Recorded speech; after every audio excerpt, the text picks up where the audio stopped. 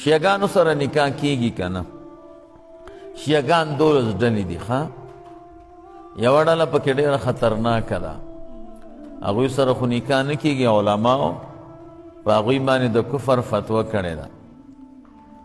باقي 11 ډلو سره کیږي، خو موږ او تاسو یې معلومات نشو کولی کنه کومه پکې خطرناکه ده. اوس وخت کې دومره تعصب کې راغلی دي چې احتمال شته چې د لاندې ډلې هم د کفر خبرې وکړي، او د صحابه کرامو خاص کر د شیخینو د ابوبکر صدیق رضی الله تعالی عنه او د عمر رضی الله تعالی عنه ډېره بېعزتي وکړي. نو ښه خبره دا ده چې شیعګانو سره نکاح ونه کوي ښه.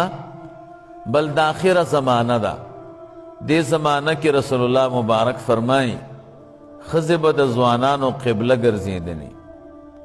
نو ځوان ته چې ښځه څه وایي نو دی مني.